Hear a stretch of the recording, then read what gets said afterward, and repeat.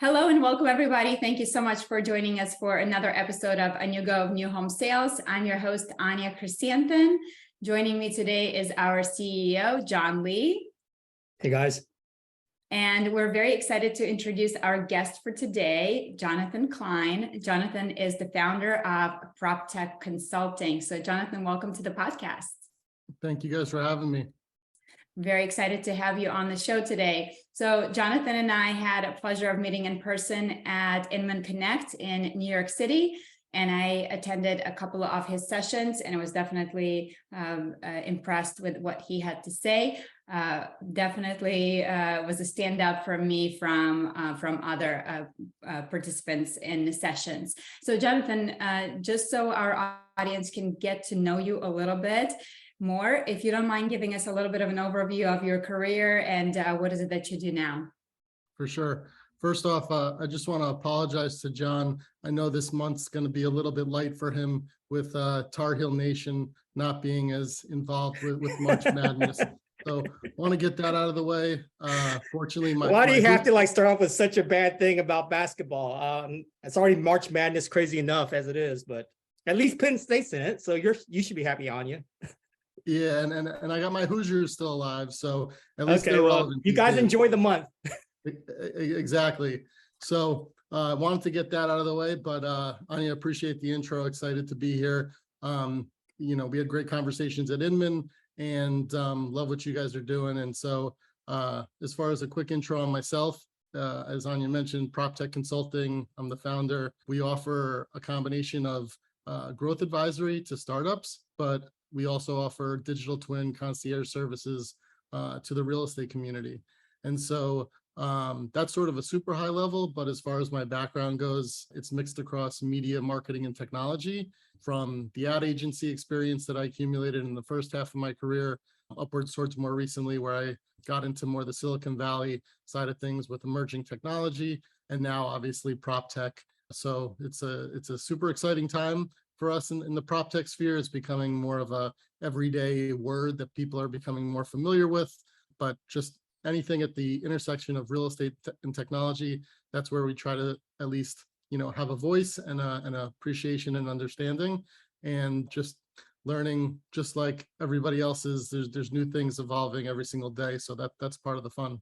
100%. So you're right to say that PropTech seems to become more of a household name, household term that people are becoming more familiar with.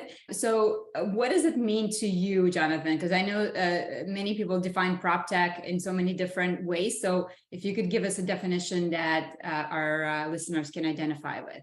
Sure. So, and actually taking one step back, my background also is in the AR, VR, mixed reality realm. And so while we are PropTech Consulting, we also have a orientation to the augmented, the virtual, and the mixed reality worlds.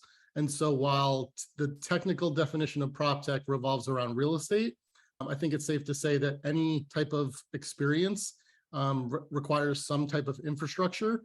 The easiest, most obvious infrastructure is real estate, but whether you're talking about events or mixed realities, I think that's also an area where we try to play. So technically, PropTech is anything with walls, but we try to go even beyond that with the mixed realities and blurring the lines between the built and the unbuilt, and that's where it gets exciting.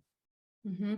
So John and I have done an episode early on about AR, VR, and mixed reality. So if you guys do want to reference some of these terms, definitely go back and check that out. I'll link it to this episode.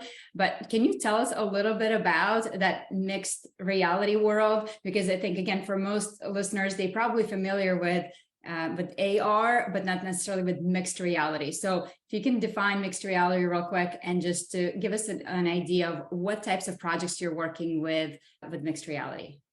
Sure. So I preface everything by saying that all these things have existed for a while. It's just a matter of new words, new marketing, and obviously advancements in the technology. But when it comes to the mixed reality sphere, from my perspective, I think that it's more about making it more frictionless and more easily able to be produced and scaled from a business standpoint, not just from like a gamer's interest, but more so from a mainstream perspective.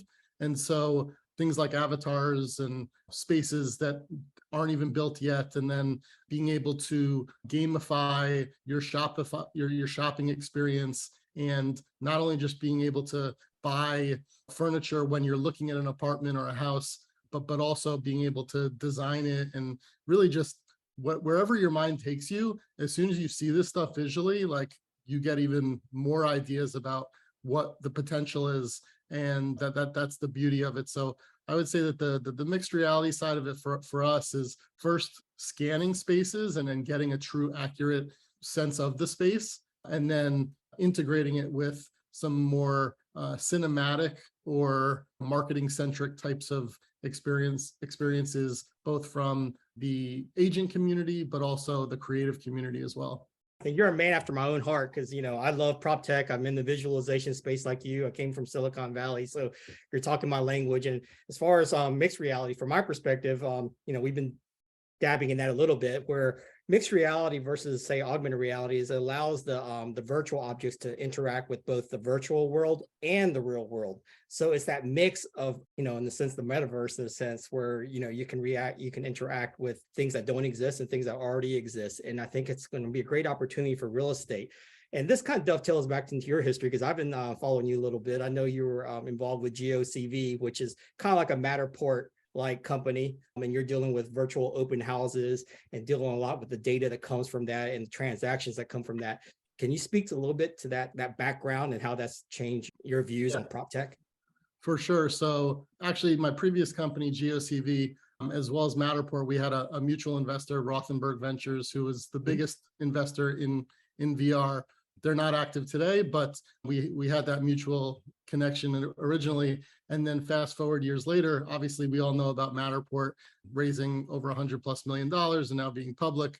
But GOCV was an interesting, fun opportunity that ultimately wound up being a learning experience. And essentially our view on the business was open architecture and allowing end users and the full life cycle to tap into that journey and that development from a lot of different angles, whether it was virtual staging or floor plans or capturing with your phone end to end, and then having it all live in one system, but also merging that data with exterior drone data sets and being able to jump from the sky to the inside of the house. It was a pretty phenomenal technology. And for us, we were early at the time because it was before LiDAR was built into the phones. So like they say in tech, sometimes, being early is, or timing is everything. And so that was a great experience. But ultimately, one of the things that I learned was just explaining the difference between 360 and 3D and VR to even investors was quite a challenge, because a lot of people can't really see the difference unless they really understand the technical nuances. But with that being said, now the beauty of it is, like, people are converting flat images into 3D or 360 images into 3D, and everything's converging into like a more malleable data set. So that's definitely exciting. But as far as, the GOCV experience goes, just learning the ecosystem, learning the players, understanding the potential, it was really quite impressive. And now with Matterport laying the groundwork, I'm excited for some new entrants in the space to pop up. So I think with VR, we've done such a great job when it comes to showcasing all of the finishes in the home, like physical finishes, right? Like the flooring, the countertops and all of that. But I think one of the reasons why people buy new construction and what really separates new construction from an existing home is all the home tech that we can introduce, not only, the doorbells and the speakers and all of that stuff, but really the systems within the home that make it smart, that make it livable. I mean, stuff that detects your heart rate, that can prevent strokes. I mean, the stuff is really wild. So I think mixed reality is a great avenue for showcasing some of those features in and built home, because right now I haven't really seen a great example of builders doing that, right? Like it's a huge opportunity to upsell everything beyond just your physical walls. Yeah, we definitely don't want to cut the usual suspects out of the equation, but I think of the dream scenario to the big tech and big real estate companies is like, you know, the Googles of the world and the Samsungs of the world from a internet, you know, smart home perspective, working with some of the big owners to then basically allow for people living in the homes to scan their own space and then control their lighting from their phones and control their TVs and redesign their spaces and just pretty much do whatever you can imagine with your space through that digital infrastructure. That stuff's already being used today and experimented with certain use cases, Amazon, Google, Samsung, but it's not really being deployed because the key part of that equation is getting, you know, the homeowners actually to scan their spaces and then to allow that. But I think that that's going to be a really interesting element. And before this call, I actually broke out my my buckets where like there's like the basic opportunities of this space, like photos, staging, things of that nature. And then the sort of intermediate where it's like this smart home world. And then more on the high end with like smart buildings instead of smart houses, because obviously that's a whole nother set of variables. Yeah, and I think that's where the new construction has an advantage over an existing home in that case, because they don't even have to scan it, right? Because we do have the models provided. So as people, like one of the things we're working on right now at Inugo is a playhouse idea for our marketplace. Hopefully I'm not giving away any trade secrets here, John. But that's exactly the idea, is that just like people go to Zillow because they want to have fun, they like to look at house porn. We're trying to provide that same environment, but it's an interactive environment where people can create their own house, pick out all the finishes. And then I think the vision is to take it a step further, because again, when you're buying new construction, you are buying it in pieces and parts and all the things that come with it, right? New lifestyle, new furniture, new insurance agent, whatever that may be. And why not make all of that shoppable? And if you already have all the dimensions in the room, it makes sense that you'd have some sort of a built-in virtual assistant that is going to be part of that mixed reality, that expert's going to be able to actually interact with you real time and give you advice and recommendation. And I'm sure AI is going to play into that, because now we can really take that and scale it from just one to one to one to many. And Jonathan, I know one of the first sessions that I sat in at Inman was all about AI in real estate. And it seems that over the last 3 to 6 months, you can't go anywhere without hearing the word AI. I mean, it certainly is like the new buzzword in 2023. So I'm curious. I mean, obviously at Inugo, we are doing a lot of things with AI, and I know you're not necessarily the expert on AI, but we do work with a lot of Proptech companies, and you come into a lot of the conferences where I'm sure all the talk is about AI. So can you tell us a little bit about some of the more exciting parts of AI that you think are going to be game changers when it comes to real estate? And if you can make it builder world related, that's a bonus point. Yeah. So specifically on the builder side of things, because I think we're all, you know, blue in the face hearing about ChatGPT. We certainly know customer service, and then on the flip side with all of the B2B more sort of CRE conversations. So when it comes to the building side, the one in particular that stands out that is also getting a lot of hype is Midjourney. If you haven't used it, you definitely should. I'm literally telling my parents, my friends that don't even do anything with real estate, just to check it out because it's so cool and it's free. But basically, just the ability for inspiration with AI art, you could say to it, basically, draw me a picture of a super realistic person standing at the top of a mountain overlooking New York City with Tesla style skyscrapers, and it'll literally draw that for you, and it'll be better than anything you could ask any graphic designer to do, and faster. And the crazy part of it is, unless you're doing over $1 million for your business, it's free. In that case, it's $600 a year, which is still pretty good. But it gives you 4 images. You choose from them. You could get variations and upscale them and whatnot. But that's probably like the coolest one off top. And then there's some others like Synthesia, who's doing like, avatars, and basically eventually I might not be on this, podcast, and you might see my avatar talking for me, and the script might also be written for me, which is kind of crazy and scary and resembles, more of the movie Her, which I don't know who's seen that, but understanding that you're talking to real people eventually could very much be a concern. And then another kind of tool I'll throw out there, or technology, is like, I don't know if I'm saying it right, it's Tome or Tome, and that's like an AI presentation tool.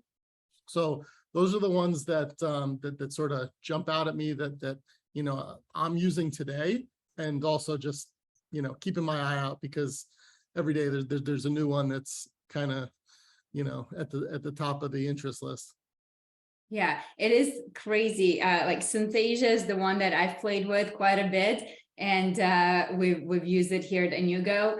What's the name of that guy who's like, he's in the like inspirational hypnosis space? He's like a really big guy.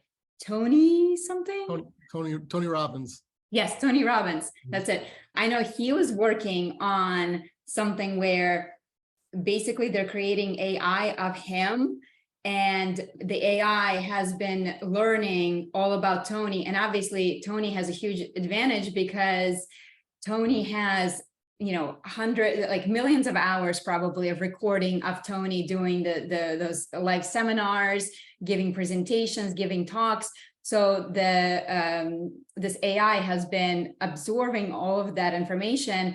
And so Tony said that his own wife could not tell the difference when, like, I guess this version of him was speaking to her. She was not able to distinguish like who was real and who was the fake one. So that is definitely a whole other level crazy. But even like with the application for chat GPT, and I know we've talked about it ad nauseum at this point, but it is a huge advantage for public figures, or if you have published material, because now instead of that generic blog, you can really have it talk in your talk, right? If you have exposure, if it has exposure to your own words. So I've certainly experimented with that. Yeah, it's really, really exciting stuff that's coming down the pike.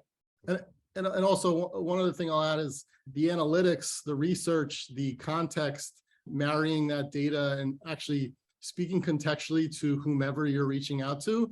You can copy, paste, and drag and drop and use tone and all these different things that make yourself sound maybe smarter than you actually are, which could be good and it could be bad, but there's a lot of amazing technology that's kind of gift wrapping all of these things together for real estate companies, for agents, and the more connective we are with all these different technologies, like the more robust everything's going to be at the end of the day.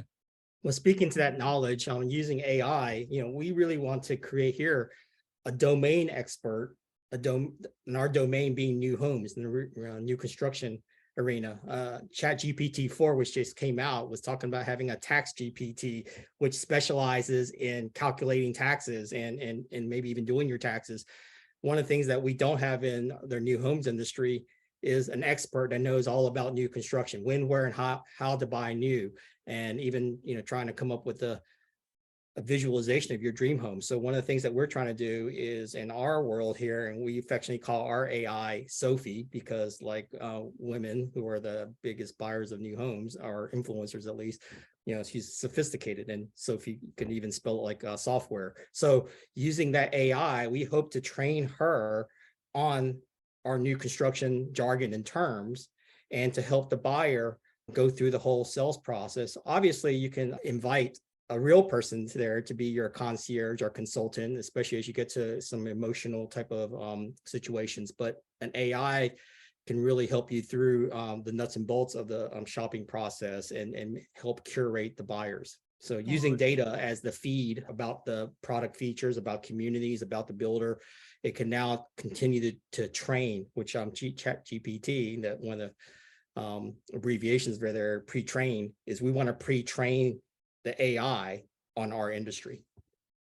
Yeah, some really, really cool stuff's happening. So Jonathan, you mentioned that when it comes to working with Proptech companies, you specialize in growth.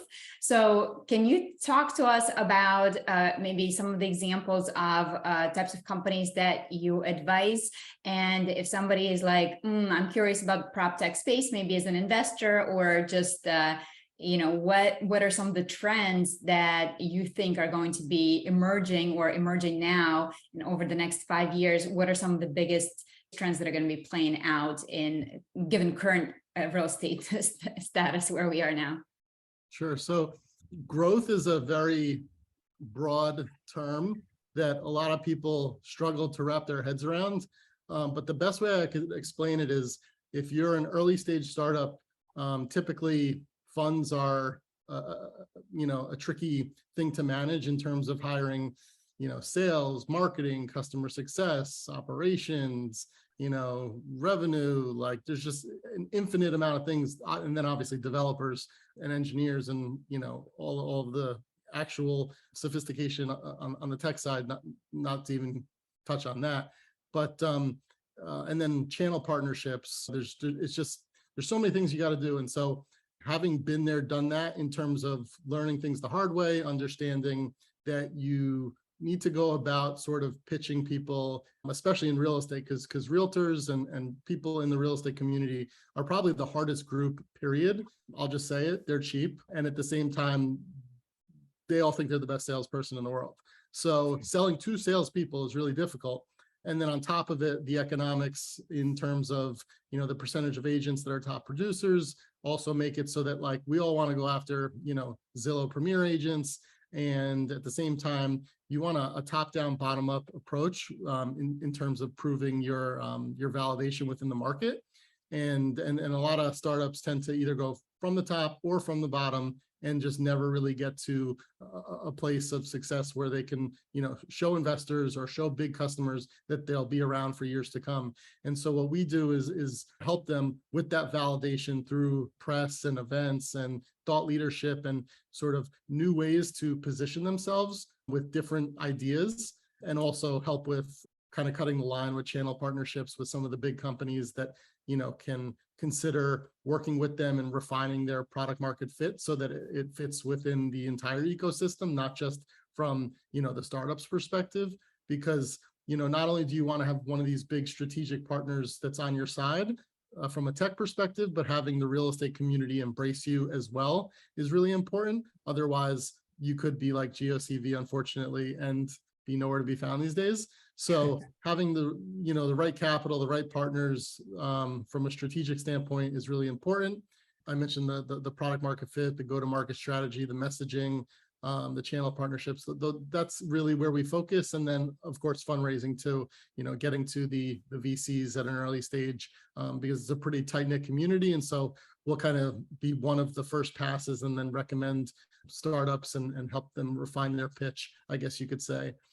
So that's the consulting side. And then in terms of trends, I think there's two different buckets there. One is like just new business models, not necessarily new tech, but new business models where some of the most successful Proptech companies haven't been new technology companies. They've just been iterations on the real estate industry, whether it's iBuying or construction-oriented companies or design-oriented companies, versus the other bucket where I would say I'm a little bit more intrigued by are some of these new technologies like NERFs.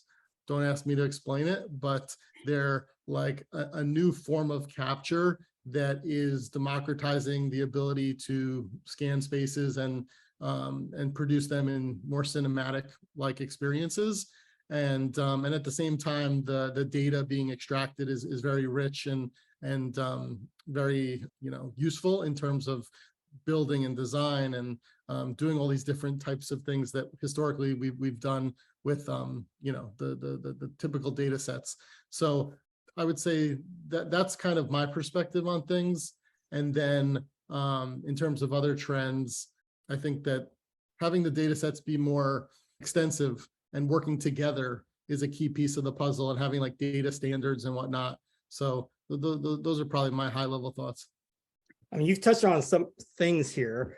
We talked about PropTech as, the major technology, but actually it encompasses a variety of technologies. You touched on that. There's construction tech, there's Viz tech, which is visualization tech. There's MarTech related to marketing technology that's revolutionizing our industry in digital marketing. There's sales tech that's probably at the point of sales and with salespeople. And then there's the tangential fintech, which gets the transaction done. All those things are coming together at the same time, this convergence into PropTech in general. Where do you think is the biggest area for disruption of real estate of all those technologies? And then on the flip side, what things are a little bit overhyped? It's not really there yet. And I'll throw out some things like metaverse, Web3, blockchain. Yeah. You go at it. I think in general, PropTech, a lot of tech is overhyped in general for real estate specifically, because at the end of the day, real estate makes money for real estate for the most part. Sustainability, whether you look at politics or PropTech, there's a lot of debate on the legitimacy and the value. I think it's safe to say that it's definitely a piece of the puzzle. How much, time will tell.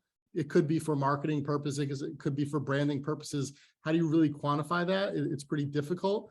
But at the end of the day, our job is to, just be of the mindset that the glass is either half full or half empty, and understand that, yes, real estate makes money for real estate, but these are best practices that if and when you could take them into account, you should anyway.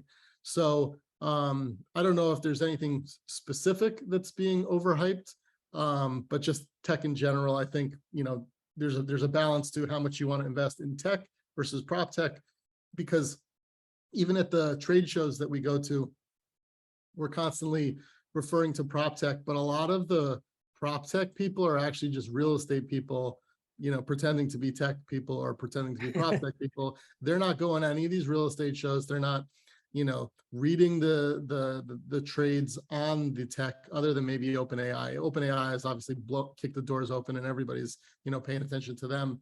But there's a lot of really cool stuff happening at these more, gamer centric or VR centric shows that would just blow everyone's minds, industry agnostic. And so those are some of my thoughts on the hype side of things. The ones that I mentioned from a user perspective, those are for just everyone to use. But from a B2B standpoint, there's some good design companies that are early stage that are advancing the design process, where like 90% of the workflow and hard work is being done, but it's just that last 10% that really needs to be perfected. We're in an interesting place in the market because we do a lot of business in New York City where everything just needs to be a cut above.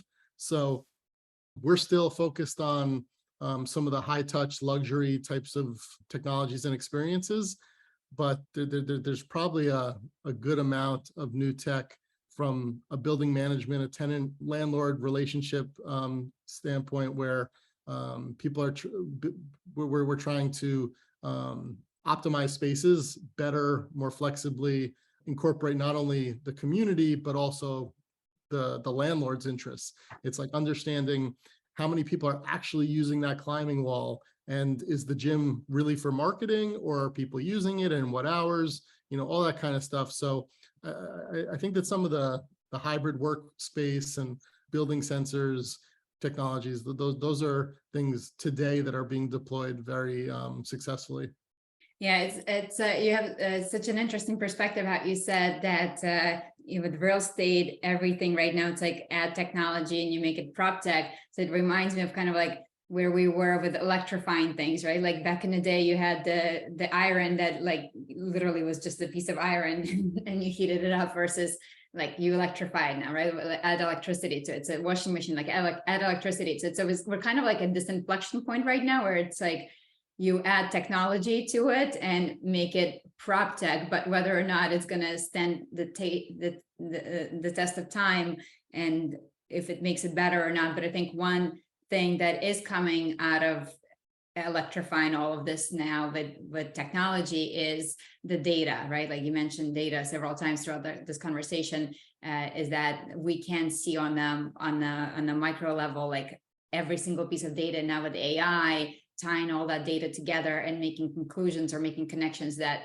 we would never in a million years, be able to come up with our own human brain. So that is one interesting part that, I guess we shall see what happens, but it is a bit of a wild west right now. I don't feel bad about your first venture, because it seems these days that, as you mentioned, all these companies are getting so much money and so much capital, but a lot of them still can't figure out how to turn profit, right? Like, I mean, how many are losing millions and millions of dollars right now? It's a little bit insane. So yeah, Jonathan, I would love to hear your take on the importance of data and then how to monetize that data, because I think all this great technology, all these platforms and ecosystems, we're creating terabytes of data. Now, how do we utilize that to help the customer experience and also the bottom line for builders? So from a data perspective, I think it's pretty obvious the first step, which is getting it and owning it. And as far as understanding it, that's a whole other ballgame and utilizing it.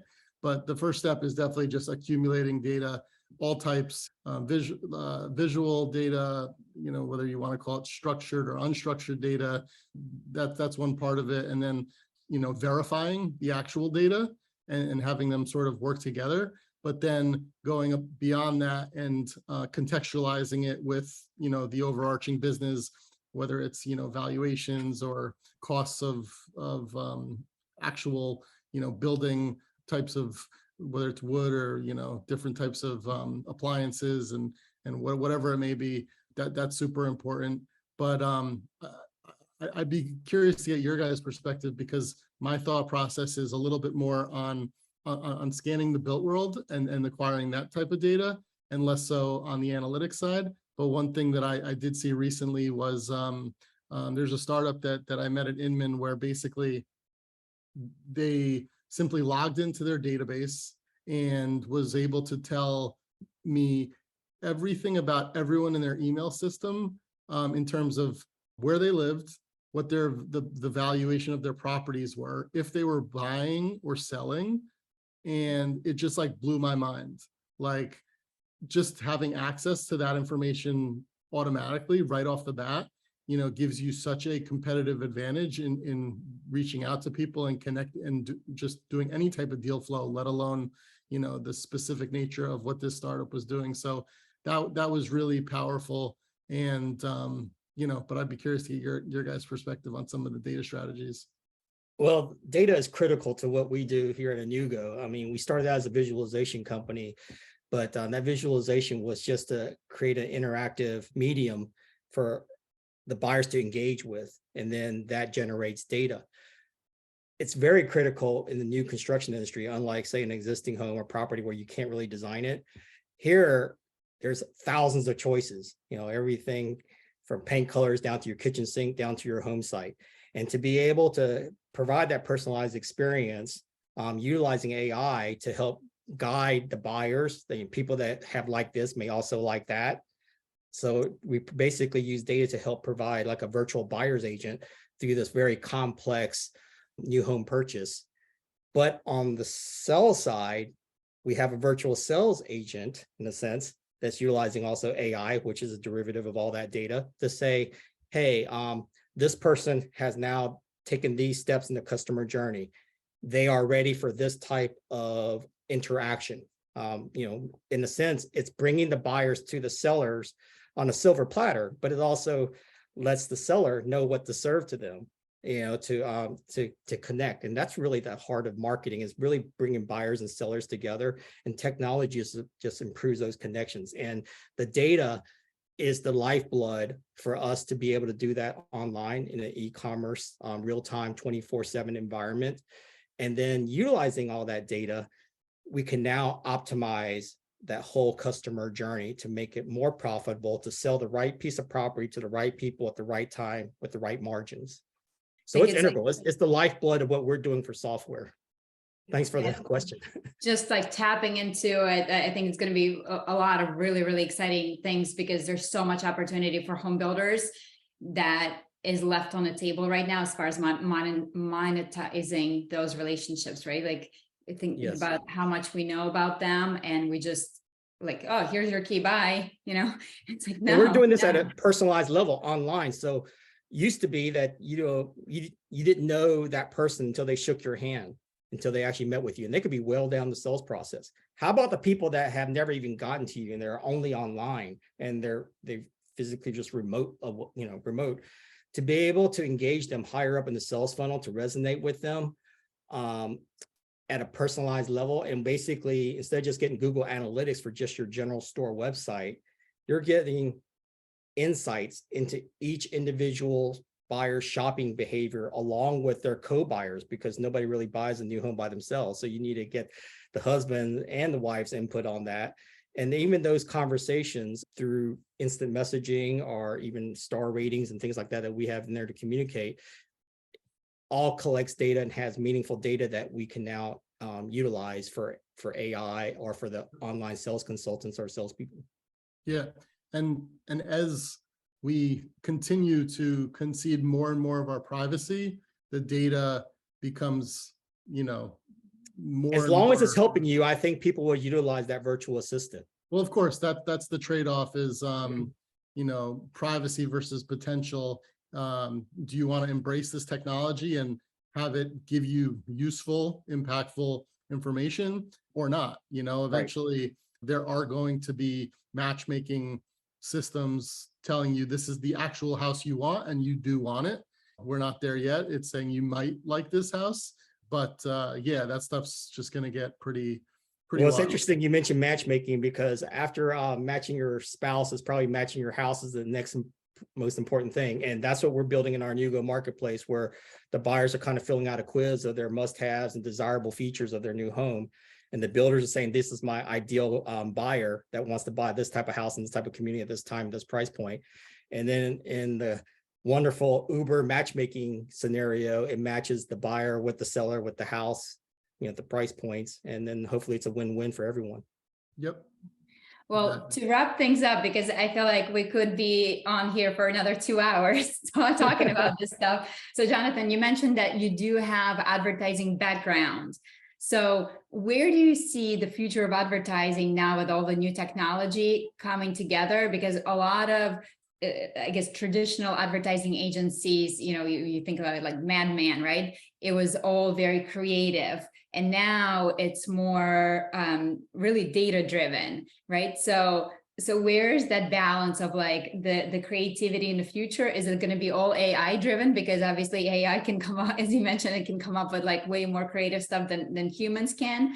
And if you can't do tech, can you really do advertising in the future? What's your opinion? Yeah, so one thing that AI can't do is predict, the future and sort of stay ahead of the curve on everything. There's certain things that it may be able to infer, but it's going to require a lot of human sort of more predictive analytics, I guess you could say. And so I think that as long as you sort of stay with the trends in technology, you'll be okay. And then when it comes to advertising, obviously inputting that human touch on this information, and not just being contextual and not just being smart and well-written and well-versed, but really giving that personal touch to anything, because it went from being a focus on the phones being the big enablers to technology to the platforms. And then now it's all about like your brand. So as an agent, as a business, whatever it is, we're all about monetizing our own brands. And if we could bring unique value to a space like PropTech or building or whatever it may be, that's where we can really make a difference with advertising and getting the word out and telling a story. Because one of the things I did recently was just looking for an educational piece on, these are all the things you can do for pre-building visualization. And I couldn't find anything comprehensive or academic that was about all of the different options. I found a lot of individual options about, you know, oh, you could do VR, you could do interactive, you could do augmented reality, all these different things, but like nothing holistic. And it just really was shocking to me. So I think giving your personal spin on things and constantly keeping your ear to the street, experimenting, and just trying new things like that's half the battle. That's a great point. It definitely is all about experimenting and trying new things. So I encourage you guys to not be afraid. Try out some of those new trends. You see even TikTok, so you don't have to dance necessarily. So Jonathan, it's been such a pleasure to have you on the show. I think our listeners will learn a lot of insights from you, and really, I think a lot of the things that we discussed are probably going to be eye-opening or something that they may have not heard before. So if people want to learn more from you, where can they connect with you? Is there any conferences you're going to be attending? Like what's coming up next where people can connect with you? Yeah, so I'm going to be at the Augmented World Expo in Santa Clara end of May, early June, as well as Blueprint Las Vegas in September, and Proptech Connect in London, which is good for anybody in Europe. And then as far as, just, digitally and whatnot, go proptech.com or using our Calendly link, calendly.com/proptech. So those are the ways to connect with me. Just shoot me a Calendly schedule, literally anytime it's available on my calendar, LinkedIn, text, email, whatever, I'd love to get to know as many people as possible in the community. How did you manage the proptech.com, man? I guess I was early. Wow. Early adopter. Dude, that's a $1 billion idea right there. I know, right? Proptech Consulting LLC, I got that in early, and everything was born out of the pandemic. So it's just lucky timing, I guess. Yes. Well, Jonathan, thank you so much for being on the show today. It's been an absolute pleasure connecting with you, getting to know you a little bit more. I think our listeners will certainly appreciate this different, unique angle and unique perspective from you. And I can't wait to see you at future events. Appreciate you guys for having me, and look forward to seeing you guys again in person. Yeah, same here. Thanks, Jonathan. Bye. Bye.